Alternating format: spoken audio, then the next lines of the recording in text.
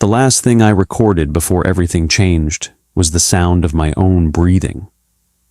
It was a few minutes past 1 in the morning. I was asleep inside my tent at base camp, which means I shouldn't have been able to record anything. My field recorder was mounted to a spruce tree about 40 yards from where I slept. It was motion activated, weather sealed, running on a 12-hour battery cycle. I had set it up myself 3 days earlier. I know exactly how it works. When I pulled the audio files the next morning, I expected the usual. Elk moving through the understory around midnight, maybe a barred owl whined off the ridge, the low, constant murmur of the river half a mile east. That's what I always get. That's why I go to this particular section of the Olympic National Forest every autumn. The soundscape there is extraordinary, rich, layered, alive in a way that most places aren't. Instead, at exactly 1:14 in the morning, the recorder captured nothing. Not reduced sound, not quiet sound. Nothing. A flat, clean, unbroken line on the spectrogram. For 6 minutes and 2 seconds, every living thing in that forest, every insect, every bird, every mammal, every breath of wind moving through the canopy, stopped making sound simultaneously.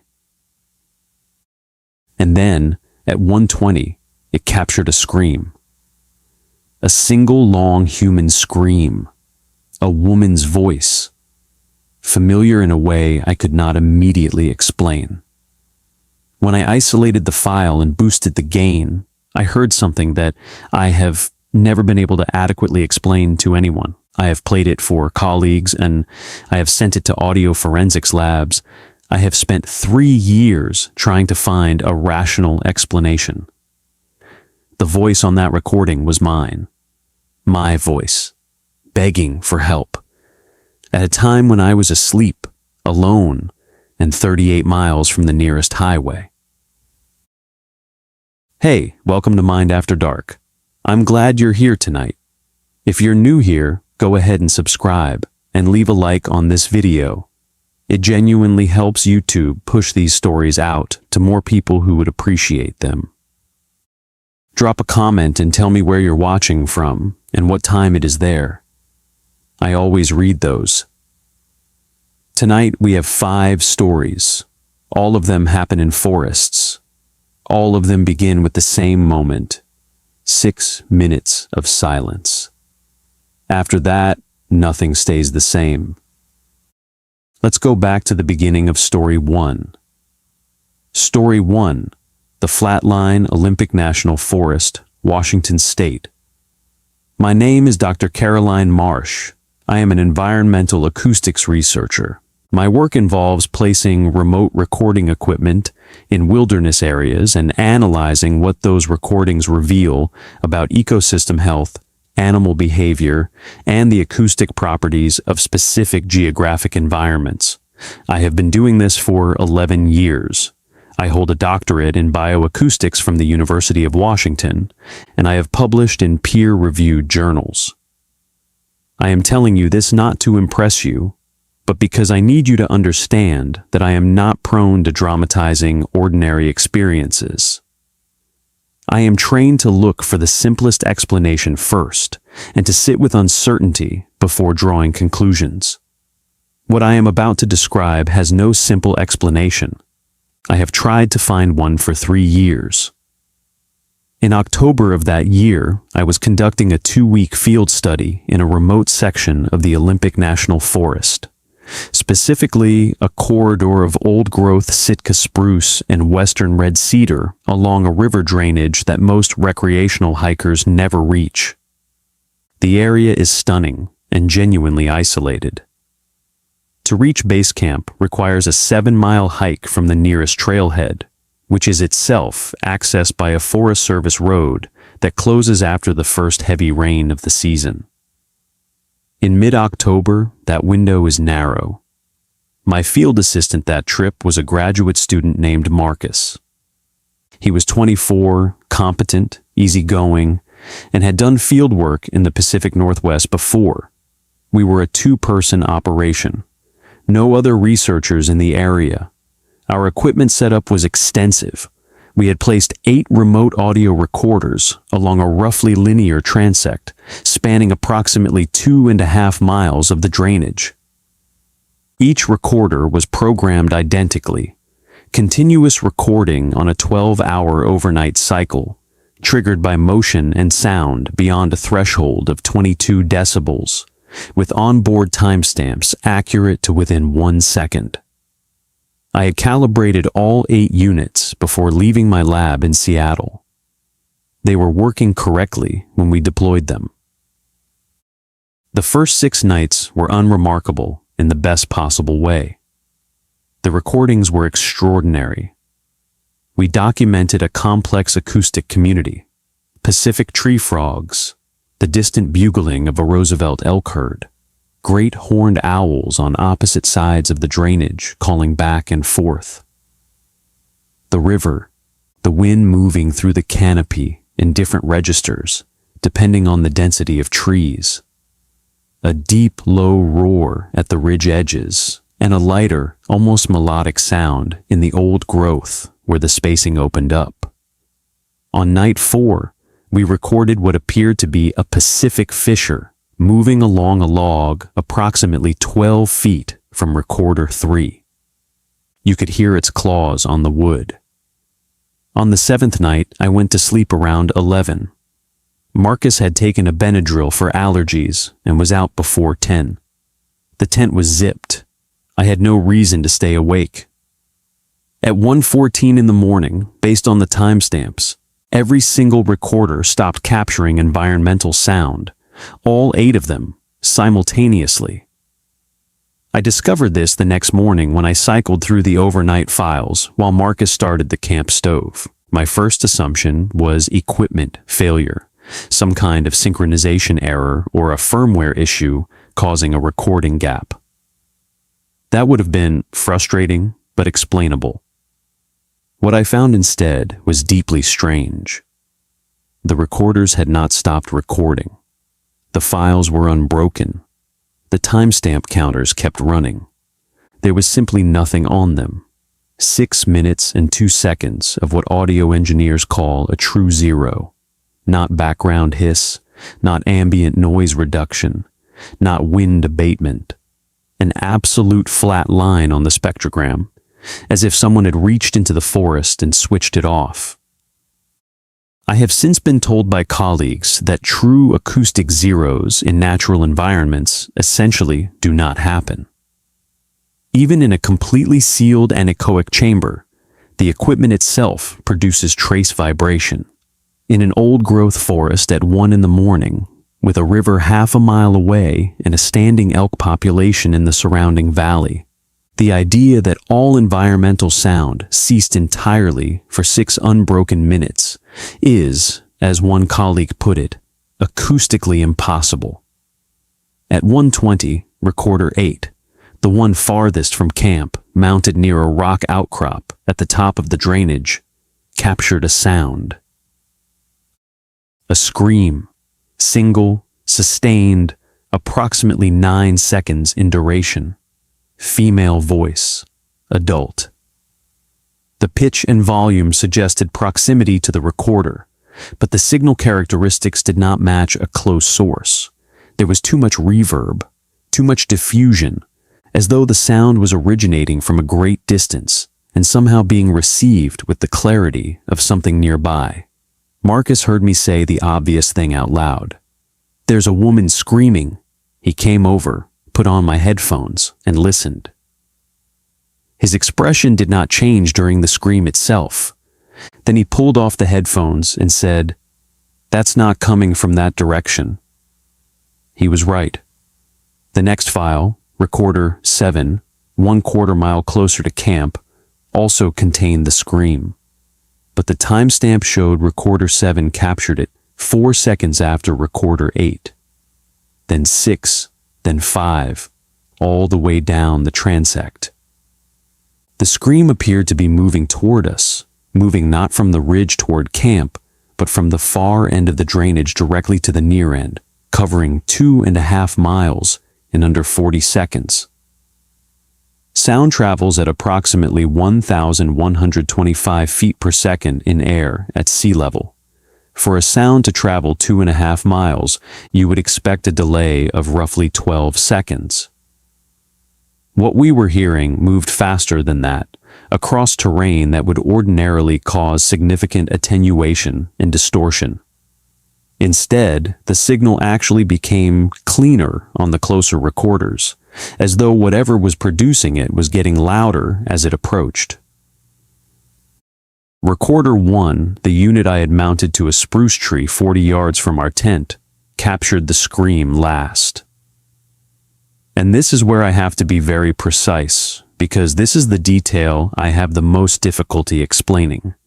The voice on recorder 1 was different from the voice on recorders 8 through 2.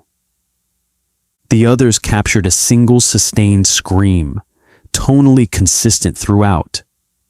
Recorder 1 captured a voice speaking, clearly in American English, saying, approximately, "Please help me. Please, I need help. Please, someone help me. Please." That is my voice, not a voice similar to mine. My voice, my specific vocal signature, my cadence, my accent, the precise way I pronounce the word please with the vowel slightly elongated. I sent the file to an audio forensics lab without context, asking only whether they could identify any vocal processing, splicing, or synthesis. They found none. They said it was a clean, unaltered recording of a human voice. I was asleep in my tent 40 yards away when this was recorded. Marcus confirmed that he had heard nothing that night. No screaming, no voice, nothing. I spent 2 more days in the field after that. We documented nothing unusual during daylight hours. On the final night, night 9, I was awake because I was too unsettled to sleep. Marcus was out again. I was sitting in the tent with a headlamp, reviewing field notes. At some point past midnight, I became aware that something was standing outside the tent. I don't mean I heard footsteps or saw a shadow. I mean that I became aware of a presence the way you sometimes do, a change in the air, a shift in the way the darkness felt beyond the nylon. I sat absolutely still. Then I heard a voice, very close, directly outside the tent. A voice counting backward. 6, 5, 4, 3, 2, 1. I did not unzip the tent. I stayed motionless until Marcus woke up at 5:30. When we stepped outside, there was nothing. No prints in the soft ground around the tent. No disturbance. Nothing. After I returned to Seattle, I requested archived audio data from that corridor. The Olympic National Forest Sound Monitoring Program goes back several decades in some locations, and earlier researchers had deployed temporary stations in the area during previous studies. It took me several weeks, but I located a data set from a study conducted 31 years before the night I am describing. Different researchers, different equipment, different study design. At approximately 1 in the morning on a night in October, their recorder had captured 6 minutes of silence, followed by a scream. A single, sustained female scream. One acoustic analysis lab compared the 2 recordings and noted that the fundamental frequency, the duration, and the overtone pattern were closely similar. The researcher who conducted that earlier study passed away in 2009. I found her field notes in the university archive. On the page dated from that October night, she had written 3 words and underlined them twice. It knew me. I have no idea what that means. I am not sure I want to find out. The next story comes from a different kind of isolation, not a researcher's tent, but a fire tower above the tree line, where you are supposed to be able to see everything. That turns out to matter less than you'd expect. Story 2. The Woman Beyond the Fire Tower, Monongahela National Forest, West Virginia. I took the fire lookout job because I needed 3 months of nothing. My name is Joel Hargrove. I was 31 at the time. I had just come out of a difficult 2-year period. A divorce, a job I'd left, the kind of general unraveling that you don't see coming until you're already in the middle of it. A friend of a friend mentioned that the Forest Service occasionally brought in seasonal employees for remote lookout stations, basic fire monitoring, a radio check twice a day, a weekly supply drop. I applied without thinking too hard about it and got the position in late June. The tower was in a section of the Monongahela that doesn't get much recreational traffic, an older part of the forest where the terrain is steep enough to discourage casual hiking. The tower itself dated from the 1940s and had been updated just enough to be livable. A plywood sleeping platform, a propane camp stove, a Forest Service radio, and a set of binoculars powerful enough to pick out a smoke column from 12 miles out. There was no cell service. The supply drop came on Wednesdays by way of a ranger in a green pickup who left the crate at the bottom of the access road and drove away without usually coming up to say hello. I had been told to contact dispatch on the radio if I saw smoke, if there was a medical emergency, or if I encountered other people on the restricted trails below. The first 6 weeks were peaceful in a way I had genuinely forgotten was possible. I read. I watched weather systems move through the valley. I tracked the way the light changed on the ridge across from me at different hours of the day.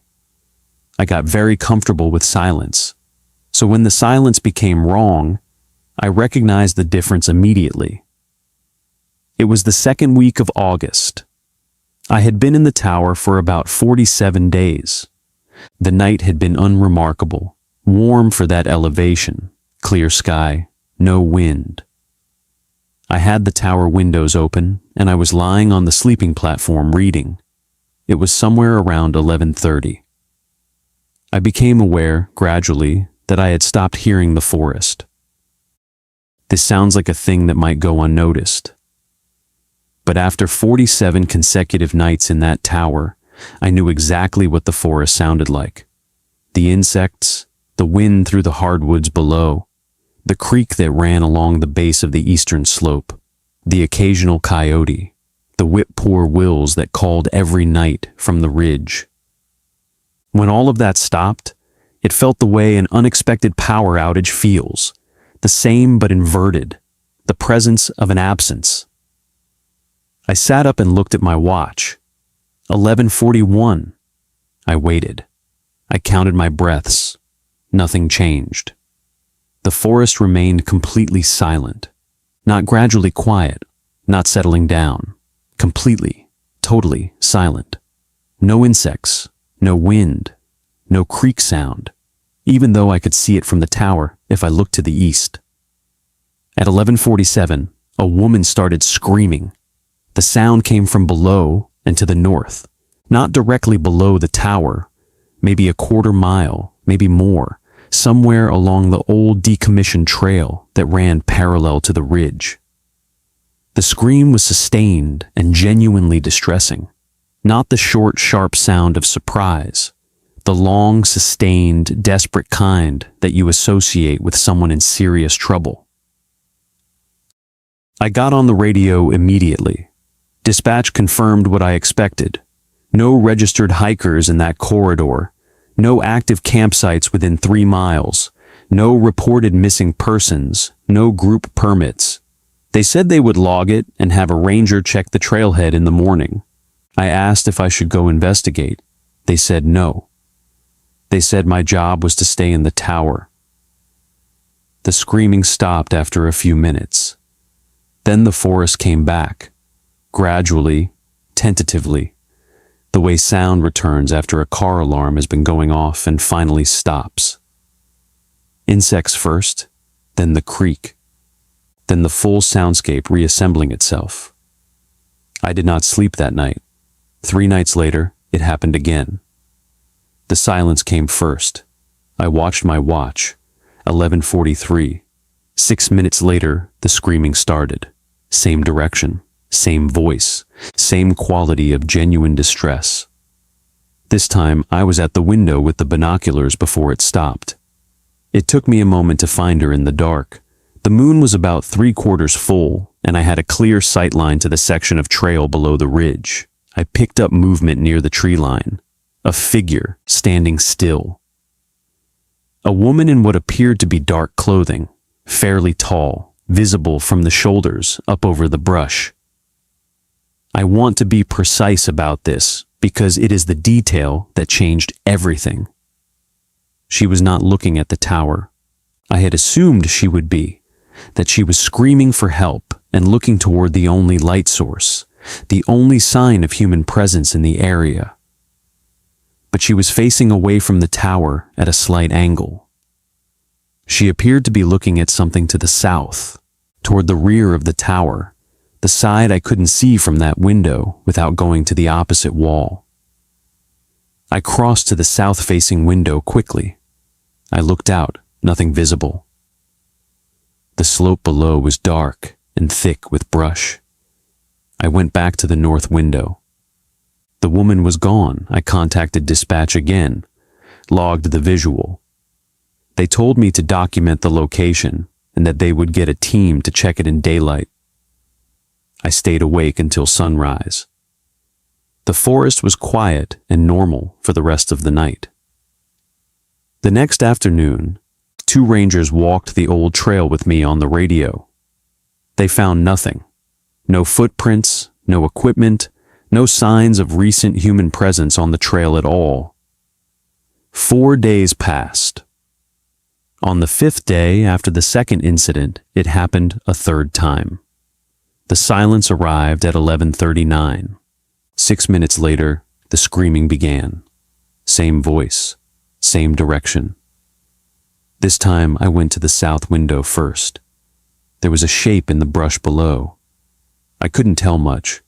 Dark clothing, male, I thought, completely still, standing in the shadow of the tree line below the south face of the tower. Looking up, I immediately got on the radio, kept my voice flat, and reported what I was seeing, gave dispatch the general coordinates. They said they were logging it and asked if I felt threatened. I said I wasn't sure. I went back to the north window. The woman was at the tree line again, screaming.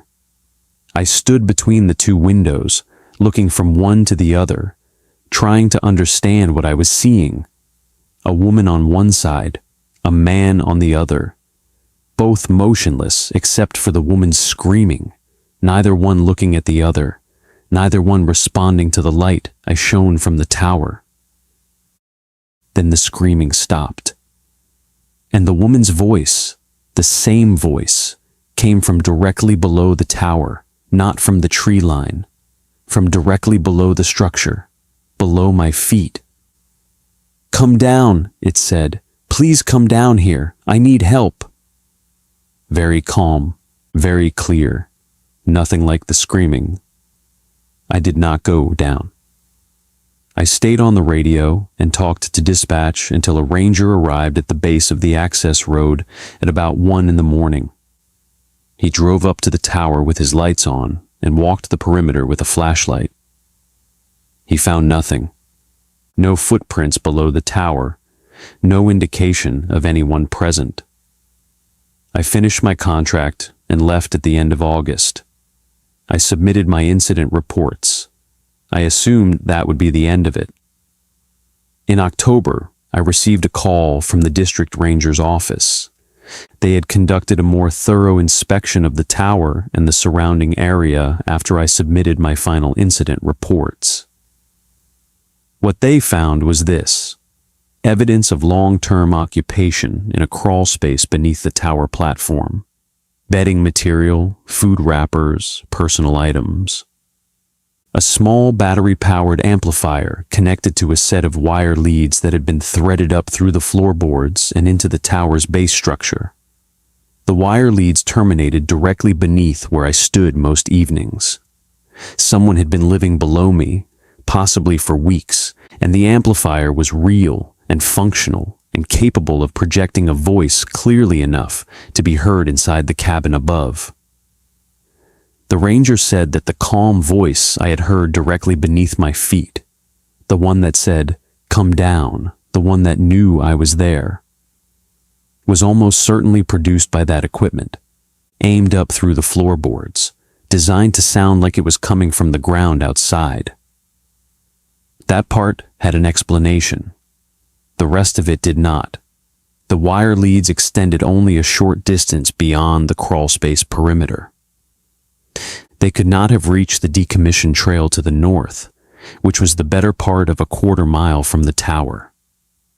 They could not account for the screaming I had heard on the first 2 nights, the sustained, genuine-sounding screaming that came from that direction before anything else happened.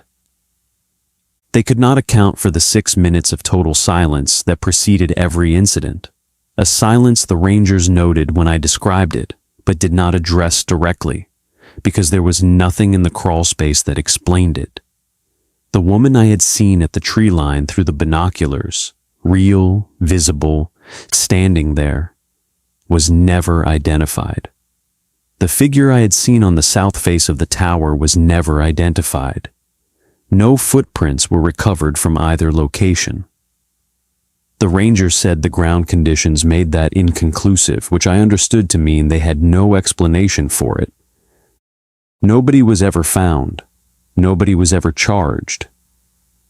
The investigation was classified as ongoing in a way that felt, from my end, like a file being set in a drawer.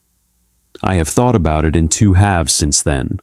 The human half, the amplifier, the crawl space, whoever built it and whatever they intended, is disturbing in its own right, and I have no desire to minimize it. Someone was beneath me. Someone projected that voice through the floor. That is a real and calculated thing that a real person did. But the other half does not have a crawl space. It does not have wire leads and a battery pack. The silence that arrived 6 minutes before every scream, the screaming from a trail that no equipment beneath the tower could have reached, the woman standing at the tree line looking not at me, but at something behind the tower that I could never find when I went to look. None of that fits. I am not comfortable saying what I think the human explanation was for. I'm less comfortable saying what I think was happening around it, independent of it, as if the people beneath the tower had built their equipment inside something that was already there. Darkness and remoteness take on different dimensions in winter. The next story comes from someone whose job was to find the lost, and who found something they were not equipped to explain. Story 3. The Voices Under the Ice. Superior National Forest, Minnesota. Search and rescue work teaches you to think in systems. Weather, terrain, timeline, resource allocation, probability zones. Everything is a variable to be accounted for and managed. You approach a search the same way every time because consistency saves lives. Improvisation gets people killed. I had been a volunteer with our county's search and rescue team for 6 years when this happened. My name is Derek Polson. I work as a heavy equipment operator in the off-season. I was 37 that winter. I had participated in roughly 40 searches in that time, including 3 in the Superior National Forest in conditions that most people would consider extreme. I am familiar with the disorienting effects of cold, of low light, of sleep deprivation. I know how the mind behaves under stress. I know how to discount information that isn't reliable. What I am about to tell you, I have discounted every way I know how. It doesn't discount. We were called out on a Thursday in late January. A solo hiker, male, early 50s, experienced, had not returned from a day trip in a section of the forest that borders a series of interconnected lakes. He had parked his vehicle at a trailhead the previous morning and had not come back to it by nightfall. Temperatures overnight were in the -20s with wind chill. His emergency contact had filed the report at 9 in the evening. We were mobilizing by 10:30. By midnight, we had a team of 8 in the field, plus 2 handlers with dogs. The search zone covered a significant area, so we divided into 2 4-person teams. I was with Team 2, assigned to work the lake corridor, a chain of 3 frozen lakes connected by narrow channels that the trail skirted around. The conditions were difficult: clear sky, which meant good moonlight, but brutal cold. Wind off the lakes cutting right through the layering. The dogs were working well initially, pulling toward the southeast on leads, toward the second lake in the chain. That was a positive sign. We reached the shore of the second lake around 1 in the morning. The dogs stopped, both of them at the same moment, at the shoreline. Neither handler could pull them past the snow-covered ice edge. The dogs weren't barking. They were backing up, which is a behavior I had not seen from working search dogs before. Handlers told us it wasn't fear exactly, but something close to it. Whatever distinction they were making, both dogs were refusing to go near the ice. We discussed it and decided to skirt the lake using the tree line rather than crossing on the ice. The ice was almost certainly solid enough. We had 20 inches minimum in that area, but the dogs' response and the ice conditions further down the shore gave us reason to work around it. It was while we were moving along the western tree line that the wind stopped. It did not taper off gradually. It stopped, all at once. The kind of absolute atmospheric stillness that you sometimes get in deep cold. But this was different because we'd been fighting a consistent 12 to 15 mile per hour wind for the previous hour. It cut off as if someone had closed a door. At the same moment, our radios went to static, all 4 of them. Not simultaneous interference. Each one, when we checked, showed full signal bars but produced only clean static. No contact with Team 1, no contact with dispatch. I checked my watch, 1:11 in the morning.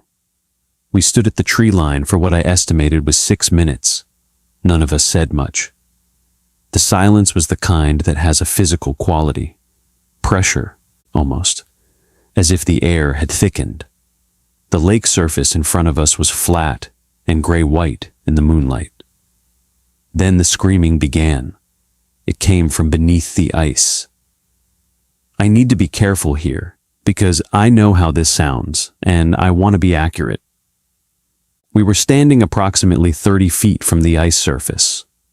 The sound was clearly coming from below it, not from across the lake, not from the trees, not from any direction that could be attributed to distance or echo, from directly below the ice surface. A scream, or screams. It was hard to separate them, as if multiple voices were layered in a way that produced something that sounded like one sound. We had thermal imaging equipment, a handheld unit that one of our team members carried as part of our standard kit for winter searches. He switched it on and pointed it at the ice.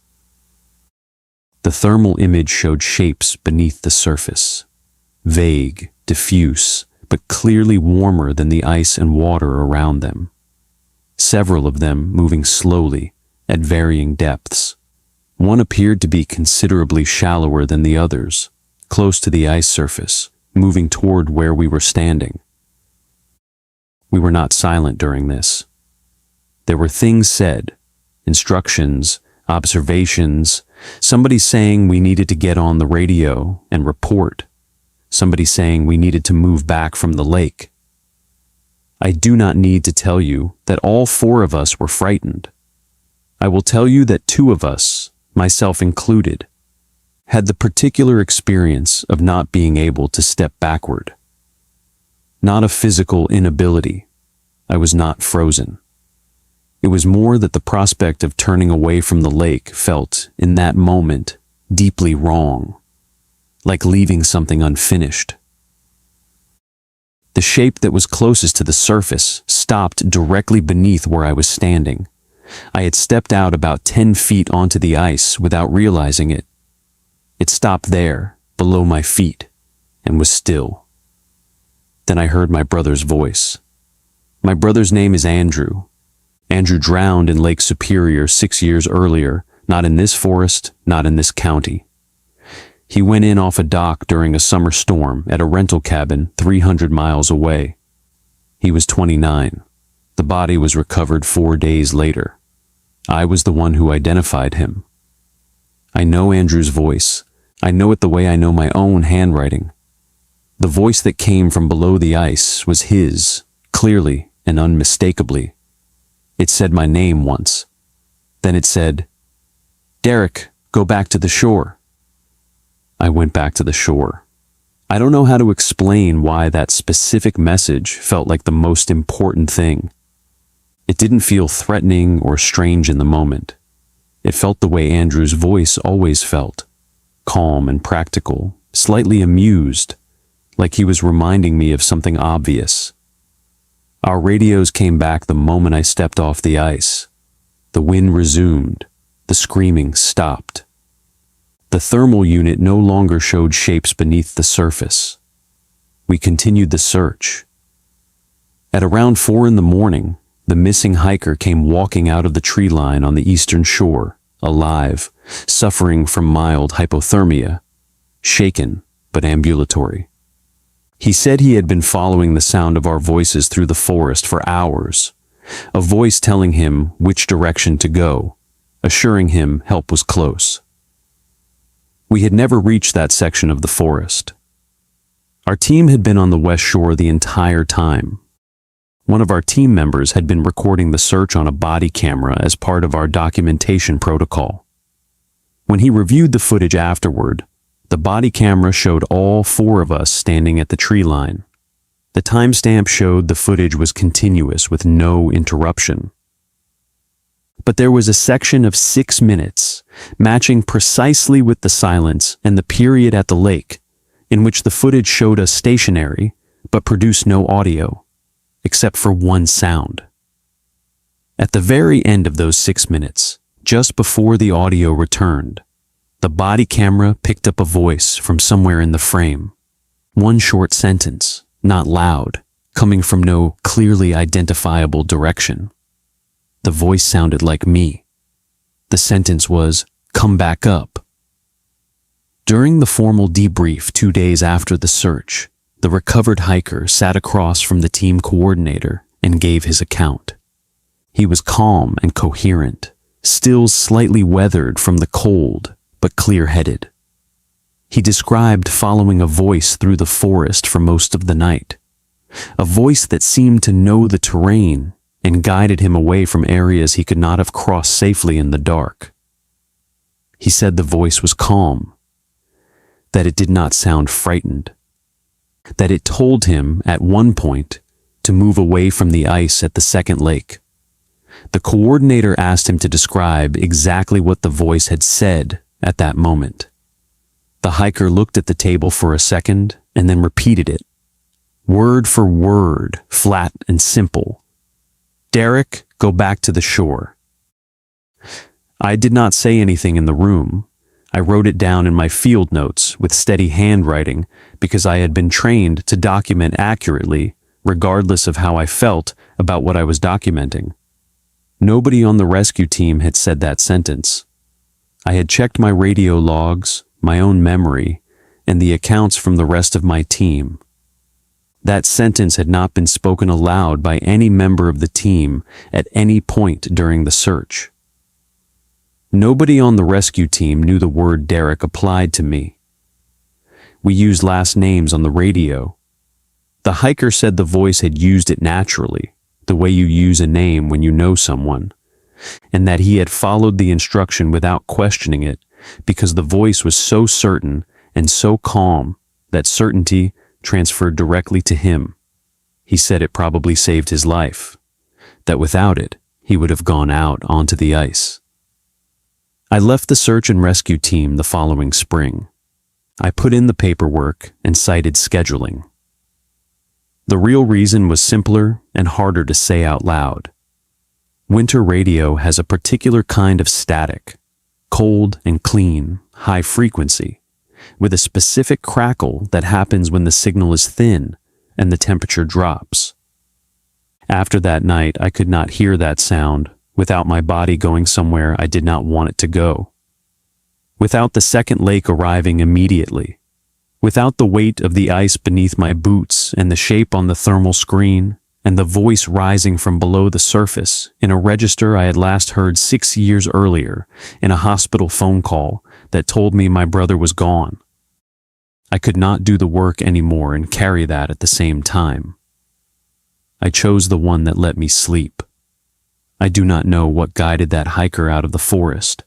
I do not know what spoke to me through the ice. I have thought about it the way you think about a thing you cannot resolve, returning to it, examining it from different angles, setting it down, picking it back up.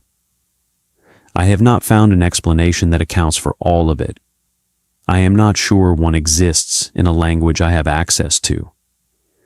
What I know is that the voice told me to go back to the shore, and I went, and the hiker came home alive, and whatever that cost or came from or means, I have decided to leave it where it is.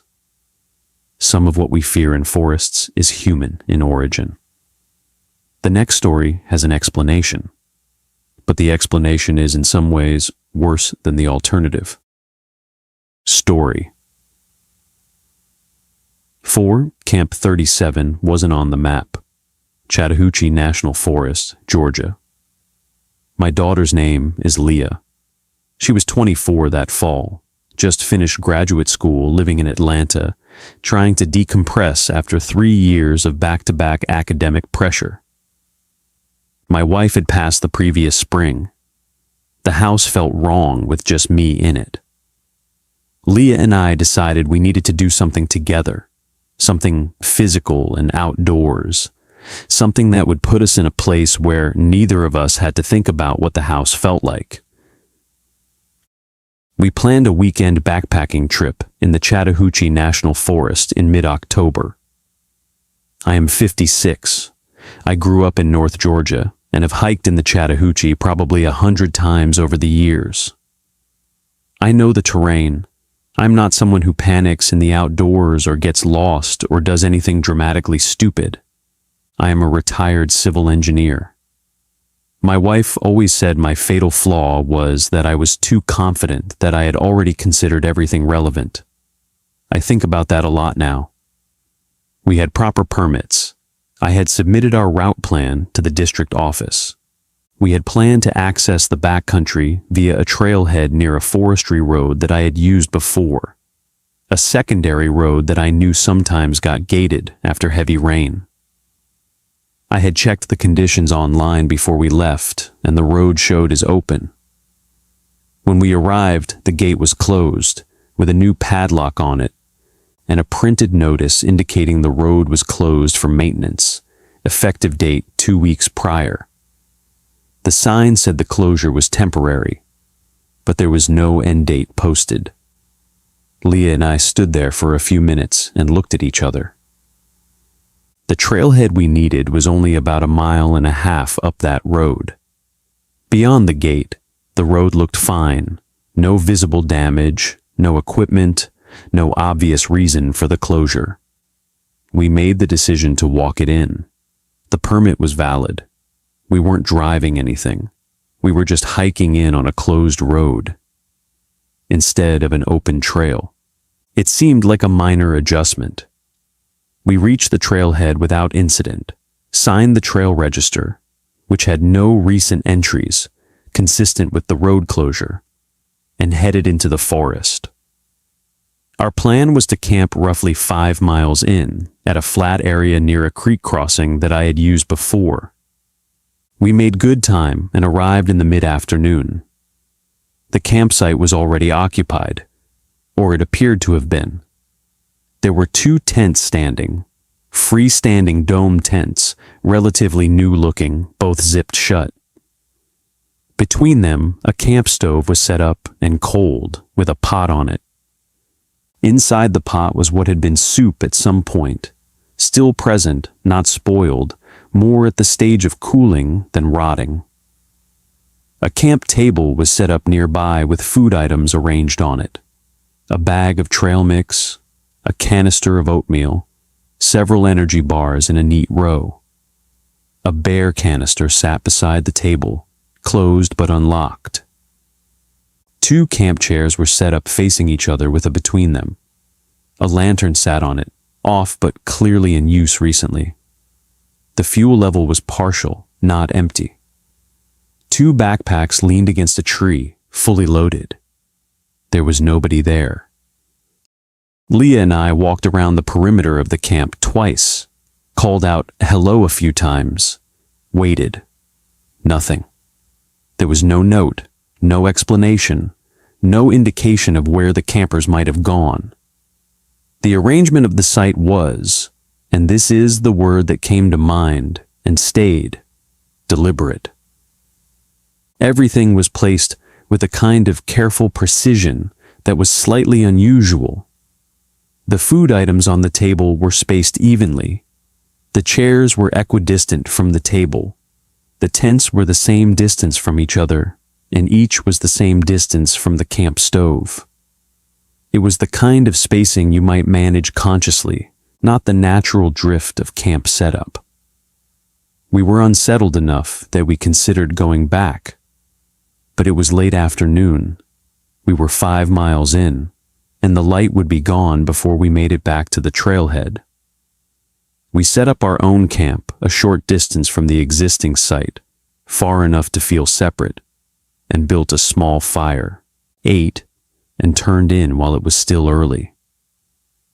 The plan was to leave at first light if the other campers still hadn't returned. Darkness in that section of forest comes completely. No ambient light from any direction. Good tree cover. No moon that night. When our fire burned down around 9, we were in near total darkness outside the tent. Leah was asleep. I was not, for no particular reason. Just the restlessness that follows an unusual day. I was lying on my back, listening to the forest.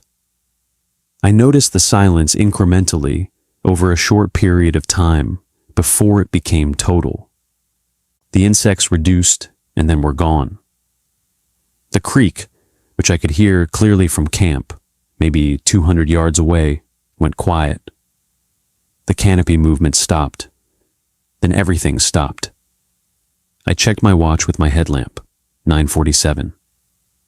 I lay still and counted without meaning to. When the screaming began, the minute hand had reached 9:53, exactly 6 minutes. Then I heard people screaming. Not one person, several people from different directions. All around the camp, from varying distances, some far, some closer, some right at the tree line. Multiple voices screaming simultaneously.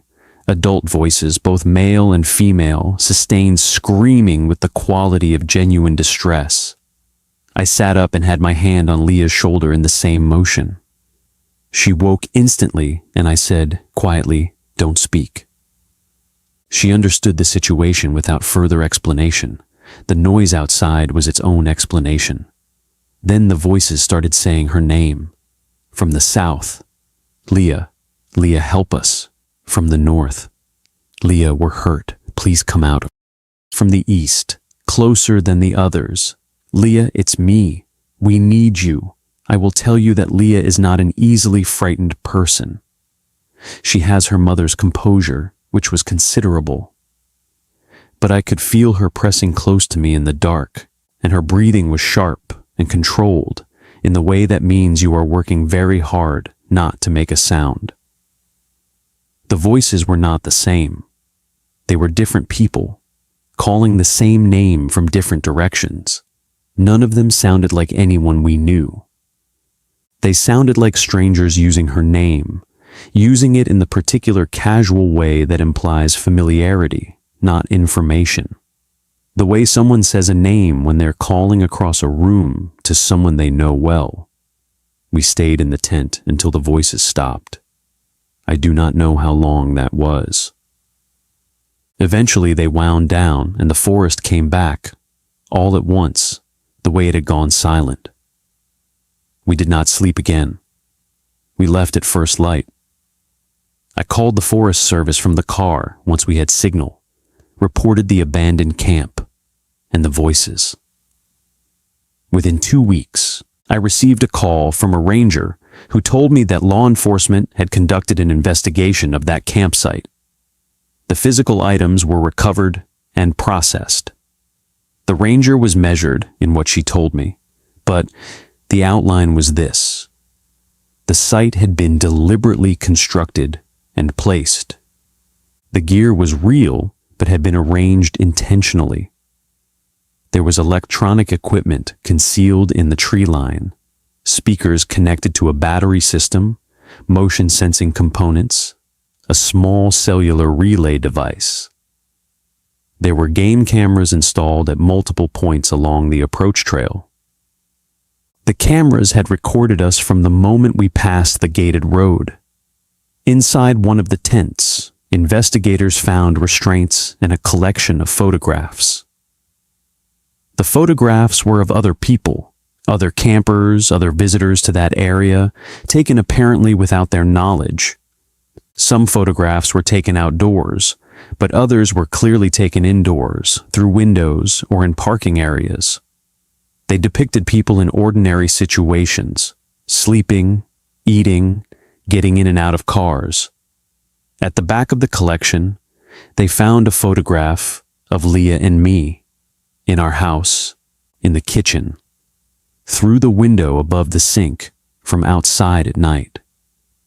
The photograph was dated 3 weeks before our camping trip. The ranger told me no arrests had been made and that the investigation was continuing. She asked if either of us had noticed anyone unusual in our neighborhood in the weeks before the trip. Neither the woman who played the screaming voices nor anyone connected to the site has been identified as of the last time I checked. The man or men who placed the cameras and who had been watching our house were never found. The trail permit system that I used to file our route plan had been compromised in some way that the ranger did not want to elaborate on. Someone had accessed our information and used it to know our destination. Leah does not camp anymore. She moved to a different city. She doesn't like to talk about it, and I understand. I do not talk about it much either, except for this right now, because I think it is the kind of thing that people should know is possible. Not every scream in the forest is supernatural. Sometimes what's outside the tent is considerably more straightforward and considerably more frightening. After 4 stories grounded in particular places and particular details, the last story asks a different kind of question. Not what was out there, but what happens when something out there has already found its way in. Story 5. Don't Answer the Last Scream. Allegheny National Forest, Pennsylvania. I was a 911 dispatcher for 9 years. I am telling you that specifically because it is relevant to how I process what I am about to describe. I am accustomed to receiving information that is frightening, incomplete, and urgent. I am trained to remain calm while someone is panicking. I know what a distressed voice sounds like, and I know the difference between performance and genuine fear, because genuine fear has a quality to it, a specific thinning of the voice, a particular irregularity of breath that you cannot fake convincingly. I have heard it enough times to recognize it the moment it arrives. I heard it in my friend Danny's voice on a Saturday night in October in a hunting cabin in the Allegheny National Forest. And by that point, everything had already gone wrong in a way I still do not fully understand. There were 3 of us. My name is Ruth Calloway. I was 35 at the time. Danny Reyes was 38, one of my oldest friends. A good man who hunted seriously and knew the Allegheny well. He had been going into that forest since he was a teenager with his grandfather. The 3rd member of our group was Priya Sheth, 36. a physician's assistant who had only been camping a few times but was comfortable with it and had insisted on coming when Danny described the cabin.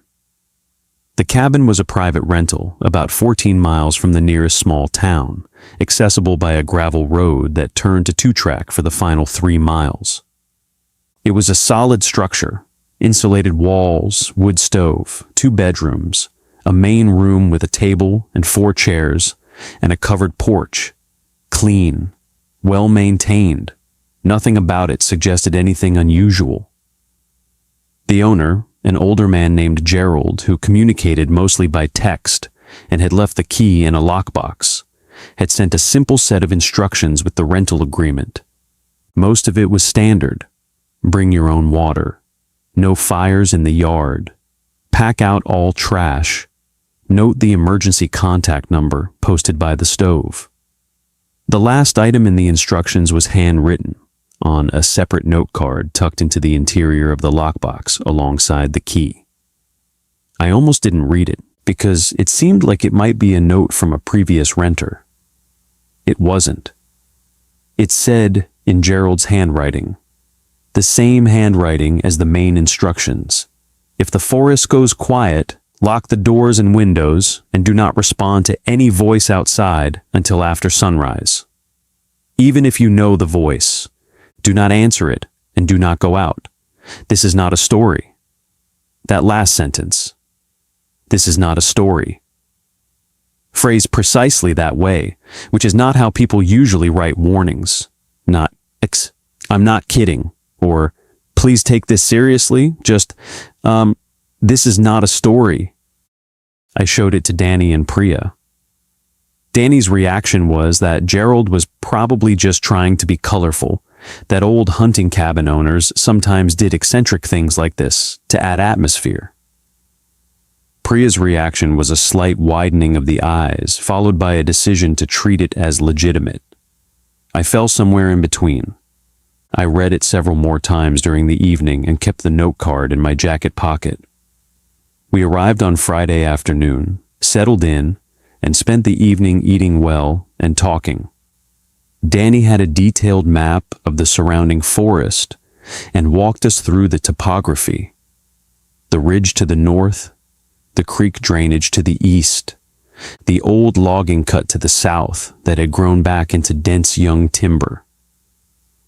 He knew this area in the specific, affectionate way that people know landscapes they have spent years in. Saturday was a good day. Danny scouted the northern ridge. Priya and I walked a stretch of the creek drainage and found an old stone foundation half submerged in leaf debris that we spent an hour exploring without finding any explanation for its origin. We came back to the cabin at dusk and started the wood stove. By 9, it was warm and close and comfortable, and none of us were thinking about Gerald's note card. We were still at the table at 11, playing cards by lantern light, when the forest went silent. Unlike some people, I noticed it immediately. I had been a dispatcher long enough that part of my brain is always cataloging background noise, measuring it against an expectation. The forest around that cabin had been producing a dense, consistent soundscape all weekend. Insects, wind in the canopy, the distant creek, an owl that Danny had been pointing out every time it called. When all of that stopped, the change was abrupt enough that I set down my cards. Danny looked up. "You feel that?" Priya said. The insects stopped. We sat and waited. Danny got up and walked to the window above the kitchen sink and looked out into the darkness. He said he couldn't see anything. I checked my watch, 11:22. I had the note card in my pocket. I pulled it out and put it on the table. Danny read it again and then said we should lock the doors, not sarcastically, with a certain seriousness that I appreciated. We locked the front door and the back door. I latched all 4 windows that were cracked open. Danny put more wood on the stove. We sat back down at the table and waited without saying much. At 11:28, 6 minutes after the silence began, the screaming started. I want to be accurate about how it developed, because it did not start with a dramatic eruption. It began as a single voice, distant, from the direction of the logging cut to the south. A woman's voice, screaming. The sustained, continuous kind. Danny leaned forward and said, very quietly, "That's my mother." His mother had gone missing 4 years earlier. She had dementia and had walked out of a care facility in upstate New York on a January morning. She was never found. Danny does not speak about it easily or often, and the look on his face when he said those words was something I recognized immediately. It was the face of someone hearing an impossible thing. He sat still. He did not move toward the door. He was pressing both hands flat on the table and looking at the window. Then Priya made a soft sound, not a word, just a sound, and looked toward the back of the cabin. The voice from the logging cut was still going, but there was now a second voice, from the north, from the direction of the ridge, higher pitched, younger, a child's voice. Priya said, "That's not possible." She said it very calmly, which is how people talk when something is so far outside their reference frame that anger and panic haven't caught up yet. She told us that the voice sounded like her niece, who had died of a congenital heart condition when she was 7 years old. Priya had been with her at the end. 2 voices, different directions, different pitches, both sustained, both continuous, both clearly representing something deeply personal to the person hearing them. I was waiting for my own. It took approximately 3 minutes after Priya identified the second voice. When it came from directly outside the front door, and it was not a scream. It was my voice, speaking in a calm, even tone, describing exactly what I was doing. Ruth is sitting at the table. The stove is burning. She has her jacket on. She's holding the note card. I was holding the note card. I was sitting at the table. Every detail was accurate and current. The voice continued for about 30 seconds, describing the interior of the cabin, describing Priya and Danny's positions, describing the lantern, the cards on the table, the latch on the front door. All accurate, all spoken in my voice, in my cadence, with the slight northwestern Pennsylvania accent that I have and that I am self-conscious about. I put the note card face down on the table. The voice immediately said, She turned it over so she wouldn't have to look at it. Danny said, "Do not answer it. Whatever you do, don't say anything to it." I had not planned to, but Priya, I think without fully deciding to, said, "What do you want?" She said it quietly, more to herself than loudly, barely above a whisper. A reflex, the kind of thing you say when something is standing right in front of you and has just correctly described the inside of the room you're in. Danny said her name sharply. Too late. What happened next took about 2 seconds, and I have spent a long time reconstructing it. Priya made a sound, a short, involuntary sound, like she'd been surprised, and then went completely silent. Not unconscious, not distressed, just silent. She was sitting upright in her chair, eyes open, expression neutral. She was physically present. But when Danny said her name, and then said it again more urgently, she did not respond. When I reached across and touched her arm, her head turned slowly toward me, and her eyes were clear and alert. She was clearly aware. She just didn't respond. And then, from outside, from the north, from the ridge where the child's voice had been, we heard Priya's voice, her voice, screaming. Physically, she was sitting in the chair in front of us. Her mouth was closed. Outside, her voice continued, joined the other voices, became part of the collection of screaming that surrounded the cabin. Danny moved to sit closer to Priya, kept his hand on her arm, talked to her steadily, even without response. I kept the stove going. I did not sleep, and I don't think Danny did either. We sat through the night with the voices outside and Priya mute in the chair and the note card on the table and all the doors locked and all the latches latched. It was around 4 a.m. The voices outside had not stopped. They had shifted, cycling through the same patterns, overlapping, separating, settling back into the rhythms they had established hours earlier. I had grown almost accustomed to the layering of them, the way you grow accustomed to a sound that you cannot turn off. Priya was still in the chair, still present in the physical sense, still not responding. Danny had his hand on her arm and had been talking to her in a low, steady voice for hours.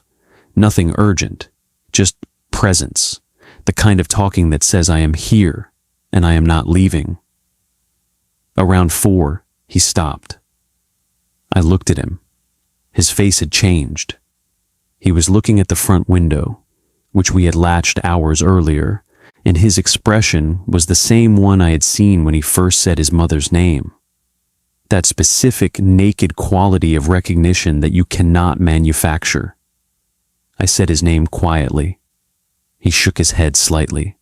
His jaw was tight.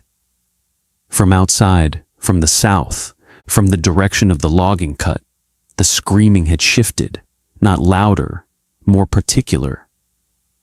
The voice I recognized as the one Danny had identified as his mother's was saying something instead of screaming, speaking, not fully distinguishable, words inside the sound.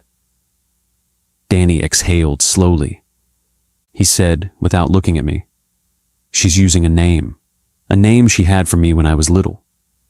Nobody else has ever called me that. I've never told anyone." I said, "Don't." He nodded. His hands were flat on the table again, pressing down, the same way they had been hours earlier. We sat in silence. The voice outside continued, and I could see from the tension in Danny's shoulders that whatever it was saying was landing in a place that nothing I could say would reach. I do not know exactly when it happened. I was watching Priya, checking her breathing, and when I looked back at Danny, his lips had moved. Something very small and very private, one word, not loud enough for me to hear it clearly, not loud enough to be a decision so much as a reflex, the kind that goes ahead of the mind. He said one word. I believe the word was Mom. What happened was immediate and identical to what had happened to Priya hours before. A short, involuntary sound. Then silence. Then from outside, from a direction that was neither south nor north, but seemed to come from everywhere at once, Danny's voice joined the others. His exact voice, his pitch, his cadence, screaming with the same quality as the rest of them. He was sitting in front of me. His mouth was closed. He looked at me, and his eyes were clear, and he could see that I was looking at him with the particular expression of someone trying to understand something that will not be understood. He reached out and took hold of my forearm. His grip was firm and real. He was there. He simply had no voice left in the room. We sat like that until the light started to change. Just before sunrise, the voices outside thinned and fell away, the same way they had the previous night. Gradually, the child's first, then the others, until there was only ambient forest and the stove and the 3 of us in the cabin. Priya came back the same way she had before, a blink, a look around, the gradual reorientation of someone who has been somewhere else. She had no memory of the hours between. Danny could speak by the time the light was full. His voice was intact and normal. He answered when we talked to him, responded when we asked if he was all right, helped us pack up and load the vehicle. But he would not look at me directly when I tried to bring up what I had seen, and when I mentioned the word he had said, he said only, I know what I did. He did not say anything else about it on the drive home. In the weeks after, he returned texts slowly and briefly. He said he was fine. He said he needed time. I gave him time, and then more time. And then the texts stopped arriving with responses, and then stopped arriving at all. When I went to his apartment, his neighbor told me the unit had been empty for about 3 weeks. His vehicle was in the lot. His phone went to voicemail on the first ring. I filed the missing persons report. The investigation produced nothing. No activity on his accounts. No footage of him leaving. No indication of where he went or why. As of the time I am telling you this, he has not been found. Gerald, the cabin owner, answered when I called in late December. I told him what had happened. I told him 2 people had answered. He was quiet long enough that I thought the call had dropped. Then he said, "The first one can sometimes come back, not always. The second one..." He stopped. He said, "I should have made the warning clearer." I asked him what he meant by clearer. He said, "It doesn't take everyone at once. It's patient. It takes what you give it, and it waits, and sometimes it comes back for the rest later, when you're somewhere else, when you've let your guard down." I asked if there was anything I could do for Danny. Gerald said, "Don't answer. If it calls you, don't answer. That's the only thing I know for certain." I thanked him. I hung up. In late January, my work phone received a call from a number I did not recognize. The area code matched the county where the Allegheny Forest sits. I answered because it was my work phone, and answering was 9 years of reflex that moved faster than anything else. The voice on the line was Danny's, warm and clear and completely normal, the way it sounded on the drive up before any of it happened, before the cabin and the stove and the note card and the long dark hours of the night. He said, "Ruth, it's me." I had his name ready. The relief was already moving through me, genuine relief, the kind that arrives before the mind catches up. I had his name right there, right at the front, ready, and then Gerald's voice arrived. "When you've let your guard down," and then the thing I had heard at 4 in the morning, Danny's lips moving, the word going out before the decision. I disconnected. The number called back twice, each time I let it ring. On the third call, it stopped after 2 rings, and then there was a voicemail notification. I let it sit for 2 days before I listened to it. 47 seconds of silence, and then, at the very end, in a voice that was Danny's, but not Danny's. "We only need one of you to answer." I have not deleted it. I'm not able to explain why. I think part of me believes that as long as I know where it is, I know what it is. That if I delete it, it becomes something else, something that finds a different way in. I keep my work phone on silent now. I let everything go to voicemail, and I listen before calling back. It is not called again. I do not know if that means it is finished, or if it means it is still waiting. That is where I am. That is where this ends, not with an answer, just with the phone on silent and the forest out there somewhere, patient and old and very good at using the voices of people you love. 6 minutes of silence is all it takes. What happens in that silence? What gathers itself? What listens? What decides? I cannot tell you. I only know that it has been happening for longer than any of us have been here to notice it, and that it learns. That is the part that stays with me. Whatever is out there in the dark between the trees, it learns the specific sound of you. your voice, your name in the right mouth, the word only one person in the world ever called you, and then it waits.